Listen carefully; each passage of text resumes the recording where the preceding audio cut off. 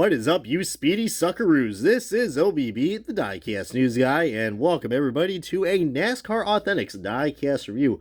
And you're probably wondering, well, what the hell's so authentic about a NASCAR Diecast anymore? But surprisingly or not, this car I'm about to show you is from actually what I would consider probably the best wave that we got for the 2023 NASCAR Authentics wave. But today it is going to be on a truck, not a car. This is Zane Smith's second ever front row motorsports truck that's been released in NASCAR Authentics.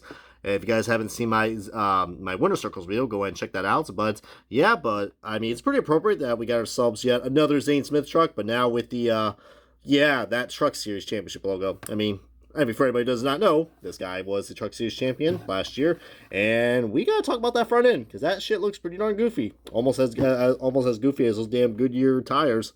Am I right? God damn. Anyways, here's the back. If you guys want to see all that wonderful stuff, big old sticker.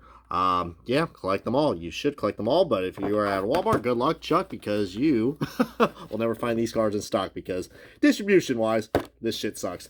But anywho, let's go ahead and start off the diecast review, the official unboxing of the NASCAR Authentics Wave 4 2023 truck exclusive, driven by Zane Smith. And alrighty, folks, we got this speedy little shit out of its box.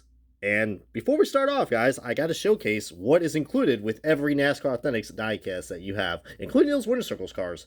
But for $5, guess what? You're going to get yourself not a free magnet, but a free sticker that's also partially bent too. So how about that right there? Really nice and a very creative design that we got right here by the Speedco organization and number 38 and Zane Smith, and one race winner sticker. I mean, last time I checked, when was the last time he won a race? Oh yeah, well, he was your truck champion after all, so gotta pay some respect to that. But I guess his name is just Zane. Hell, I don't know what happened to his last name, but that sucks. But yeah, anyways, really interesting sticker. I'm just glad it's not on that piss paper that we have on those JET cars.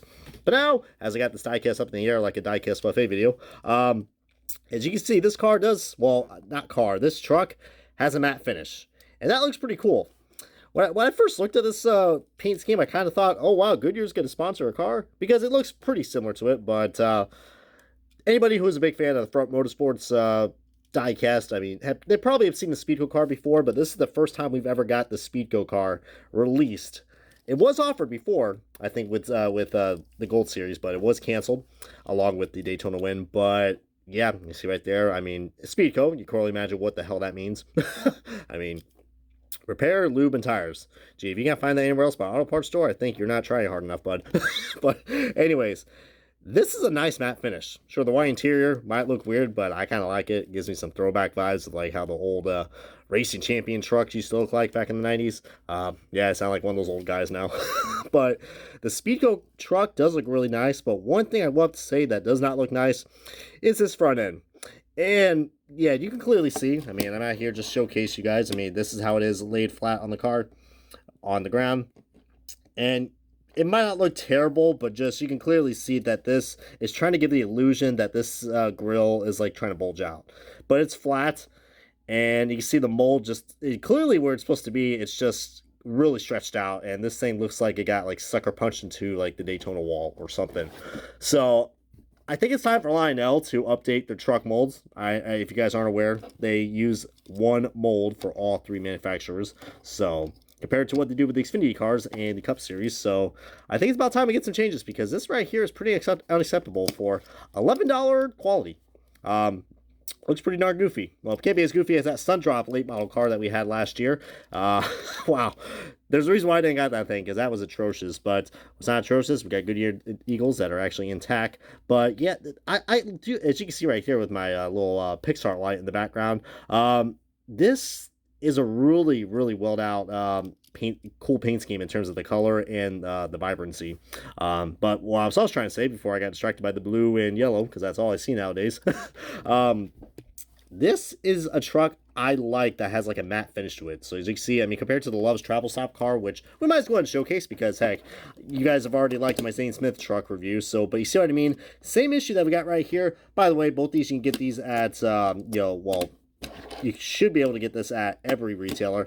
This truck is an exclusive to Target, so because of the Winter Circles wave. But you see what I mean? More of a glossier finish right here on the Love's car. And I guess you could say Love's Speedco or Speedco Love's, whichever way you want to put it in your dictionaries. But yeah.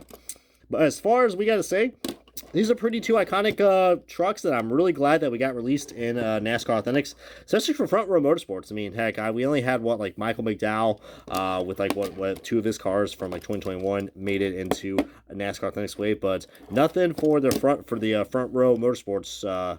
Other than that, as far as I know, not even anything for Todd Gillen. So I'm really glad they were able to make this. Even though one thing I got to say about this diecast is the Truck Series Championship logo. Yes, that looks absolutely awful, but the spoiler, of course, might look bad also, but it's not as bad as what I thought. I mean, that's the Camper World blue that they use, but you see Lionel didn't really color that well. You still see some dark spots right there, or they didn't stretch the bed decal hard enough, so giggity. But yeah, I mean, overall, pretty decent quality diecast. But hey, we got ourselves a Circle B diecast logo right there. How about that? And all those race winner stickers. But yeah, I would say if you already have the Loves car, you might as well pick up the Speedco card too. Even though you can easily probably strip this part off, paint it blue, and put a 38 on there, and there you go. The reason why they do this is because it's what the team wants. But heck, Doorsport did a good job with the Ben Rhodes champion truck from 2021. I like that they put that on the back. Just shows you, I think they care about the diecast. Sadly, not many teams really care about that, but that is what I understand. Some people are not going to buy it because of that, and that's well respected. But you're missing out on a really cool car because this paint scheme is swept Coda 2 years in a row. And this year's was even interesting. As you guys remember, he had that little burnout. I think he burned like the mud flap or something. So if you're looking to make a good custom, I think this might be the truck to get right here. But feel free to comment below if you guys have anything else to share. As this is going to wrap up this truck and diecast review of the Zane Smith 2022 Speedco Truck Series Championship Ford F-150 for Front Row Motorsports. Comment, like, subscribe, this has been OBB, and I will see you guys next time on another diecast review. And Speed, I am Speed. Whoop.